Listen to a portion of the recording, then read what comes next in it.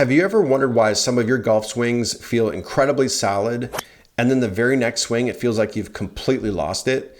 And you're thinking to yourself like, man, I made the exact same swing, I made the same effort, but the results were totally different. One was dead straight and the other one was dead right. Well, there's a good chance that your left hand is the reason. Most golfers have no idea how much the lead hand actually controls the club face throughout the entire swing. Your left hand is actually way more important than you realize, way more important than your rhythm, your weight transfer, your tempo. And honestly, it's one of the biggest reasons golfers struggle with slices, weak contact, and inconsistent ball striking. So in this video, I'm breaking down the most overlooked left hand grip mistake that I see all the time, from beginners to high handicappers, and even a lot of really good players as well. By the end of the video, you'll finally understand how to set your left hand properly on the golf club so that it supports your swing instead of silently sabotaging it. So let's jump right in. The biggest issue with the left hand that I see with every level of golfer, high handicappers, seniors, beginners, all of them, and that big mistake is placing the grip too much in the palm instead of the fingers. Now you might be wondering, like, why is that a problem? Well, when the club sits too much in the palm, there's a lot of things that actually happen as a result of that, and they start working against you.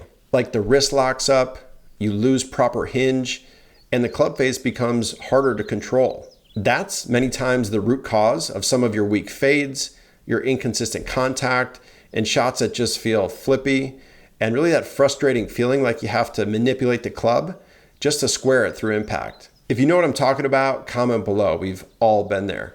More often than not, many golfers try to fix this by swinging harder or squeezing the grip tighter, but that actually only makes things worse. The swing didn't create the problem, the grip did. So now let's talk about the fix, because it's one of the easiest and most simple changes that you can make that instantly improves control, contact, and consistency. And real quick, guys, before I go into it, I've actually put together a free grip guide in the description box below. It shows you exactly how to grip the club step by step. Be sure to grab that before you leave. So to fix the left hand, you want the grip sitting more in the fingers and not in the palm.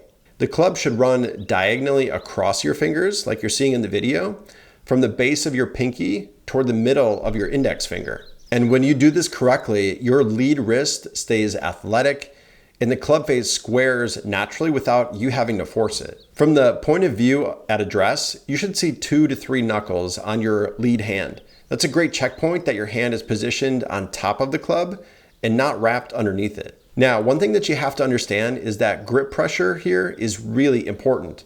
Think around a 4 or 5 out of 10. If it's too tight, your forearms lock up, and if it's too loose, you just lose control. So a good rule of thumb is anywhere from 4 to 5 out of 10. And here's a quick test. Hinge the club halfway back and check the club face. It should feel like it's matching your lead wrist, not flopping open or shutting aggressively. And again, if you want a visual breakdown of how to grip the club, it's all inside the free grip guide that I've left in the description box below. Be sure to grab that. So here's a simple feel to lock it in, a feel that works really well. Feel like the pad of your lead hand sits on top of the grip and your fingers wrap nicely underneath it. That keeps the face stable and lets your wrists hinge naturally. And when your left hand is set correctly on the golf club, your hands start to work together, the face stays square longer, and your ball contact improves immediately. And if you're still unsure whether your grip is correct, comment below and let me know what issues that you're having.